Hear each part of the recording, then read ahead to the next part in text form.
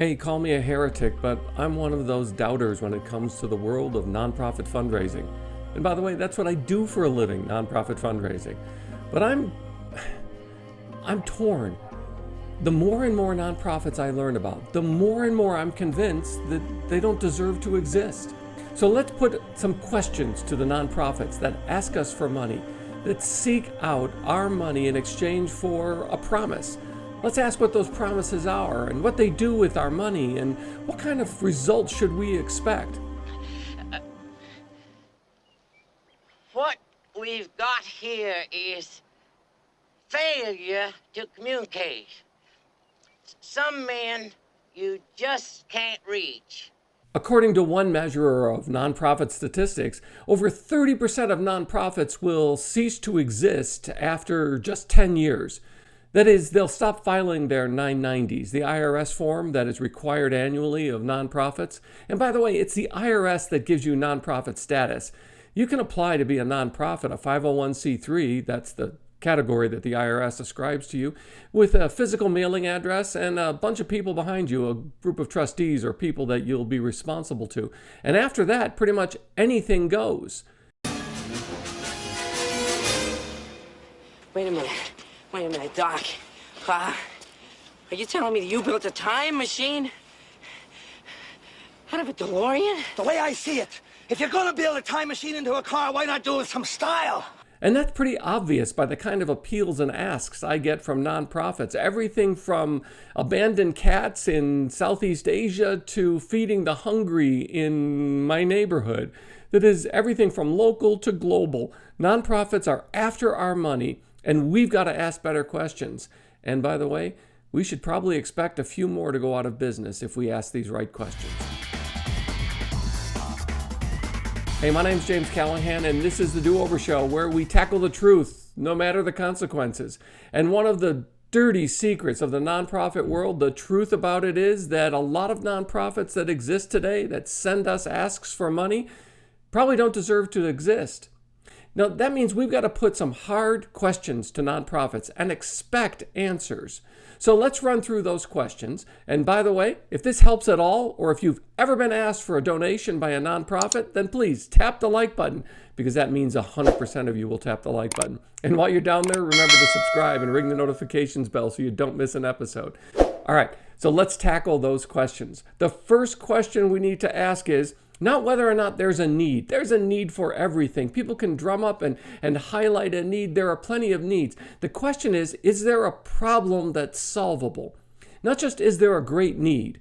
Is the problem solvable? That is the way the nonprofit tells us they're going to change things. Do they describe the problem as a problem which has an actual solution?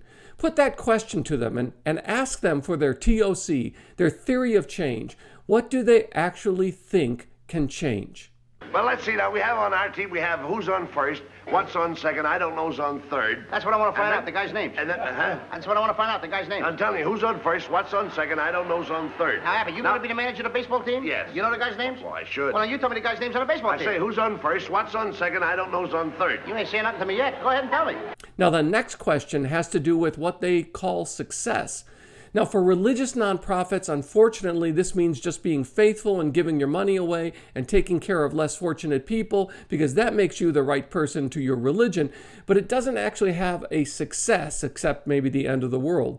Now, what we're looking for in success is when they define the problem and solution, do they actually accomplish it? Or do they just keep coming back at us year after year, month after month, asking for more of our money? I'm telling him. You ain't said nothing yet. Go ahead and tell me. Who's on first, what's on second, I don't know is on third. You know the guy's names on the baseball team? Yes. Well, go ahead. Who's on first? Yes. I mean the guy's name. Who? The guy playing first. Who? The guy playing first base. Who? The guy on first base. Who is on first? What are you asking me for? I don't know. Now, wait a minute, I'm asking you who's on first. That's his name. Well, go ahead and tell me. Who? The guy on first. That's it. If we ask them what success actually looks like, you'll be surprised at how few people will give you an obvious or straightforward answer. Now, that means that there are some places in the world where they just pour money into. Think of Haiti. Dollar after dollar, millions and tens of millions after millions and tens of millions. The dramatic change that's promised, Overpromise and underdeliver, that's the name of the game when it comes to certain nonprofits. But there are nonprofits that make really interesting promises. Like if they give this nutritional benefit to this group of people in this culture, it'll improve their attendance at school or their performance or their health or their immune system. And those are things which you can actually say succeed. Now, it might be raising literacy rates, it may be teaching another language, but there are also nonprofits that say, oh, if children only learn to write in cursive like we did from the nuns in second grade, the world would magically be improved. Asking a nonprofit, what does success mean for you and what my money's going to actually accomplish, is one of the most direct, straightforward questions we can ask. The guy playing first base. Who is on first, Lou? What are you asking me for? Don't get excited. I'm saying who... I'm asking you a simple question. Who's on first? Yes. Well, go ahead and tell me. That's it. That's who? I'm asking you, what's the guy's name on first base? Oh, no. What's on second? The next question we can ask a nonprofit is, should you exist? Not, is the need justifying enough for your existence? They'll just run through their case for support and they'll be so defensive and so overwhelming that we'll be guilted into giving them money. No. Should you exist? That is it the right time and place? Is success possible? And should your existence, is it justifiable? Now, the first response we get from people will be very defensive. Obviously, it's like asking you, should you exist?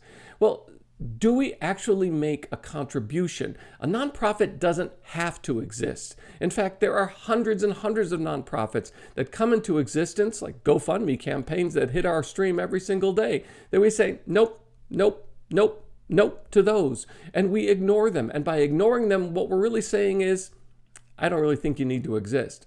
So putting that question to a nonprofit is ordinary.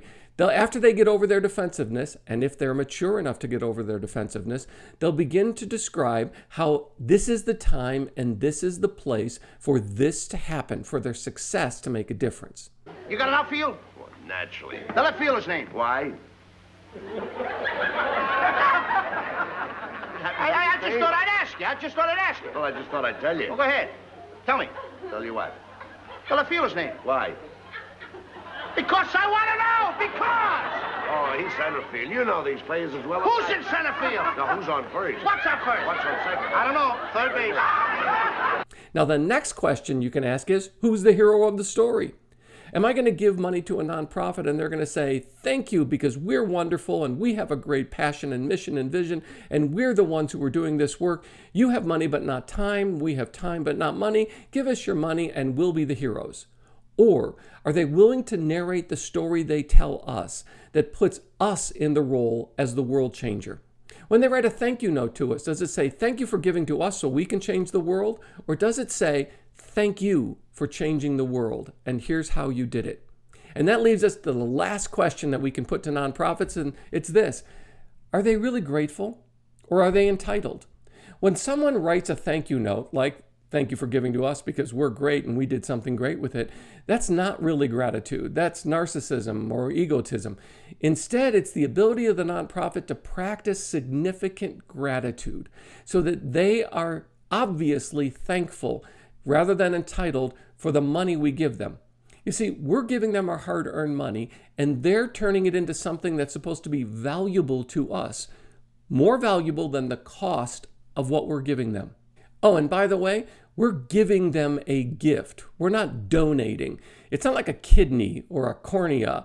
It's like the difference between a pig and a chicken at a bacon and egg breakfast.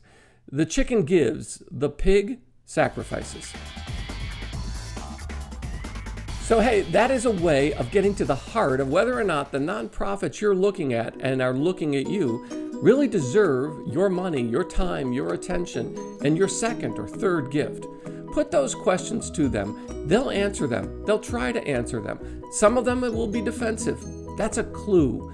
Some of them will be straightforward with you and say, wow, that's a really good question. Here's how we solve the problem. Those are the nonprofits that you want to get behind. Those are the nonprofits that are worth our money, our time, and our attention. Hey, and thanks for being part of the Do-Over Show, and I hope this has helped you, because giving and doing good with our giving is so important today, maybe never as important as it is today. And I'm so grateful that you're here and that you stayed with me through this, so please tap the like button and remember to subscribe and ring the notifications bell, because all of that helps. I'm so glad you found me, and I found you. Thanks. Now, I throw the ball to whoever it is drops the ball so the guy runs a second. Who picks up the ball and throws the what throws it, I don't know, throws it back to Tamar? Triple play. Could be. Another guy gets up and it's a long fly ball to because. Why? I don't know. He's on third and I don't give a darn. I said, I don't give a darn. Oh, that's our shortstop. Everything is